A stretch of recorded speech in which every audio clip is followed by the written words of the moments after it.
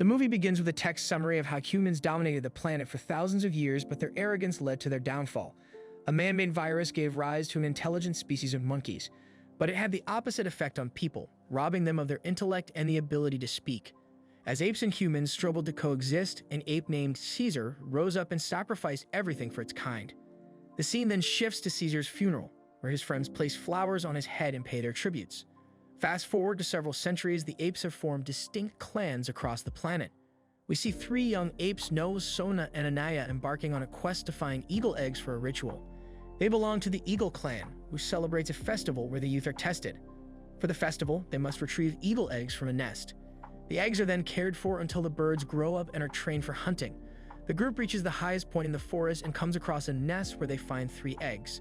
As per the ritual, they can only take 2 with them so the mother eagle can continue its bloodline. As a result, Noah has to find an egg for himself. He then climbs up the next cliff, where an eagle's nest is present.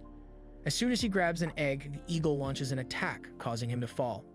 Thankfully, Noah manages to save himself. On their way back, they notice that their horses are scared and Noah's blanket is missing. Realizing someone is nearby, they follow the trail to a railway tunnel, where they find the blanket hanging. Sona then bravely retrieves it. It is an old rule of the tribe that no apes should cross the tunnel, as they fear encountering humans. The trio soon returns to their village, where Noah's father, Koro, serves as the chief. Noah climbs to the top to meet his father and places the egg in the nest. As the two chat, Koro notices human blood on Noah's blanket and hands it to his eldest son, instructing him to find the source of the blood. That night, Noah hears a noise in their fish storage and discovers a human girl hiding there. He tries to approach her, but she pushes him and runs into the forest. This accidentally breaks the eagle egg he was carrying. Worried, Noah meets up with his friends and says he needs to find another egg before the sun rises. Afterward, he gets on his horse and rides into the dark forest. Noah soon hears a commotion in the distance. Upon heading in that direction, he is shocked to discover the dead body of an ape wearing armor. Then, all of a sudden, his injured brother appears to warn him that the attackers are coming and succumbs to his injuries. Just then, more apes arrive at the scene, prompting him to hide. Silva, the guerrilla commander, becomes furious upon seeing his soldier dead. He also notices human blood on Noah's blanket. It turns out they were chasing the girl whose blood was on the blanket. Just then, Silva finds Noah's horse and smacks it, hoping it will lead them to the village. When Noah returns, he is shocked to discover the entire village in flames. The masked apes are capturing clan members while repeatedly chanting Caesar. A scared Noah then climbs up to save his father. He manages to free the eagles but cannot save his father from Silva. Cora ends up dying a painful death while Noah is thrown off the tower. The next morning, he wakes up and finds the village entirely destroyed. Noah buries his father's body while promising to avenge his death. He then proceeds to find the rest of his clan members on his own. But out of nowhere, Cora's eagle appears, so he hops onto his horse and starts following it. For the first time, Noah crosses the forbidden tunnel and emerges on the other side. He is taken aback to find the place filled with tall buildings where humans once lived. Despite knowing that it's not safe here, Noah keeps pushing forward. The following morning, Koro's eagle appears, and Noah attempts to connect with it. However, the bird denies his authority and scratches him before flying away. Noah chases after it into the dense forest where he sees smoke. As he approaches the source, he suddenly falls into a trap. Noah quickly frees himself, after which he meets an orangutan named Raka. Initially, Raka mistakes him for a masked soldier. But when Noah explains his entire ordeal, Raka realizes that he's not an enemy. The orangutan then reveals that his own tribe was recently destroyed by the masked apes. Afterward, Raka displays his collection of books to Noah, something which the young ape has never seen. He then explains that he's part of the Order of Caesar, a group devoted to the teachings of the true Caesar. These teachings form the foundation of many laws in the ape society which have been passed down for generations. Sadly, Reka is now the sole surviving member of the order. He further reveals that the masked apes are misusing Caesar's teachings and serve a tyrant known as Proximus Caesar. Raka claims that Caesar was a great ancestor who believed in the strength and unity of apes. He reminisces about a time when humans and apes coexisted peacefully, a belief that Caesar cherished. Raka eventually decides to help Noah find his clan, hoping he can also be a part of it. The two then pack their essentials and make their way out. Later at night, they set up camp and eat dinner. As they are talking, the girl suddenly appears and snatches 2 fruits. Noah tries to react, but Raka stops him, explaining that the girl is just hungry. He then requests the young ape to give her a blanket for warmth. Initially, Noah refuses, but then Raka starts narrating about Caesar's teachings, emphasizing the importance of compassion.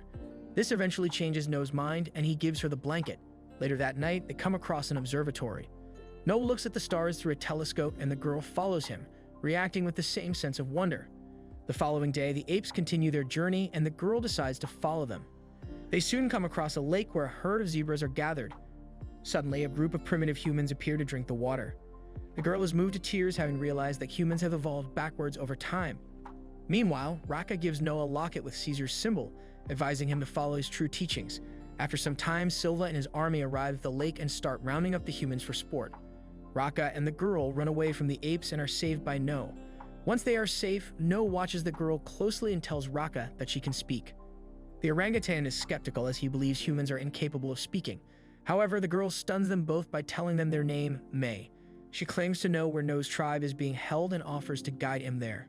That night, as others take a rest, No repairs the electrocution stick he had retrieved from his village. In the morning, May leads the apes to a river that they must cross. The young ape is skeptical about crossing the fragile bridge. However, May assures this is the only way. Just then, Silva and his army appear on the other side and corner them. In the ensuing scuffle, May slips and gets entangled in a net. Raka tries to save her but gets caught in the river's current. He attempts to climb back up, but Silva cuts the net with a knife. Following this, Silva takes Noah and May to his camp. It is situated next to a giant vault that Proximus has been trying to open for some time. Upon arrival, No reunites with his mother and friends Sona and Anaya. They hug and cry as they are relieved to see each other after a long time. Meanwhile, May is taken to a room where she meets Tremathan, a human who speaks just like her. He explains that he has willingly submitted to Proximus as he believes that humanity's dominance over Earth is a thing of the past. Trevathan explains that he created the electrocution stick and reads history books to Proximus. Through these books, fake Caesar learned about the great deeds of humans and twisted the original Caesar's teachings. Outside, Proximus and his apes are attempting to open the vault. They use gunpowder, but the door remains firmly shut. Trevathan warns May that if Proximus gains access to the vault's technology, he will establish an empire of apes and eradicate the remaining humans. Later, Proximus invites No and May to dine with him. He speaks of evolution, believing that the technology within the vault will allow him to match human capabilities. Turns out Proximus wants No by his side because he is intelligent enough to repair the electrocution stick. He then demands May reveal her plan, but she refuses to speak. He turns to Noah and asks if she told him the way to the vault. However, he denies her help. After dinner, No speaks to his father's eagle and expresses doubt of freeing his tribe. Just then, Raka's necklace reminds him of Caesar's teachings. The sun eagle then perches on his hand, claiming him to be the new master. Later, No approaches May and confronts her about her lies. He asks what she truly wants from the vault. May explains she is searching for a piece of technology that could restore humans' ability to speak. She then realizes the importance of teamwork and confesses she knows the way to the vault. The next day, they join forces with Sona and Anaya in climbing the hill to the vault. They plan to sabotage the vault's contents by getting them wet and rendering them useless. They begin by spreading gunpowder under the raft blocking the water. While they are at it, Trevathan sneaks up behind them and discovers their plan. He strictly warns them that their efforts are in vain because no one has ever defeated Proximus. May tries to persuade him to join their cause, but Trevathan reminds her that he has lost faith in humanity. In fact, he intends to inform his ape leader about their plan. Left with no choice, May strangles him to death and disposes of his body in the water. After planting explosives around the dam, No climbs up the hill with May on his back. The group soon reaches 3 large air vents. When they venture inside, May powers up the vault and searches for her gadget, which she finds inside a closet. The gadget turns out to be a deciphering key to activate a satellite system. Meanwhile, No and his friends walk through the vault and come across picture books that depict humans imprisoning apes. This shatters No's belief that humans and apes once coexisted peacefully. He tries to talk about it with May, but they are suddenly interrupted by Proximus' army. One of them quickly grabs Sona and demands May reveal her true intentions, but to his surprise, she pulls out a gun and shoots him to death. She then detonates the explosives, causing the dam to flood the area. Proximus' apes rush to escape the rising water while the Eagle clan begins to climb to safety. During this time, Silva pursues No as both of them try to save themselves. No manages to escape through a narrow gap. The giant gorilla also tries to follow, but he gets stuck and eventually drowns. After barely making it out alive, No reunites with his surviving clan, but just then Proximus catches up and attacks No. He slams the young ape against the floor several times and leaves him half dead. He then tries to force No's clan to bow before him. But much to his surprise, No gathers all of his strength and starts chanting a distinct song. Soon, the rest of his clan join him and their voices summon their eagles. The fierce birds soon start clawing at Proximus. Cora's eagle delivers the final blow by pushing Proximus down the hill to his death. In the aftermath, No leads his tribe back to their village, where they begin the process of rebuilding. A few days later, May arrives to bid No farewell, but he expresses his skepticism about humans. He recalls Reika's dream of apes and humans living together peacefully and wonders if that can ever be realized. May is moved by his words, and she tugs away the gun she is holding behind her back. It turns out she had come here to kill him, but changed her mind after recognizing No's intelligence. Before parting ways, No gives her the locket with Caesar's mark and reminds her it is very special. Later, she heads to a satellite station base. She is greeted by a woman named Corina. May hands over the deciphering key, which Corina and her team use to activate a network of satellites, enabling them to contact other human survivors worldwide. And this is how the movie ends.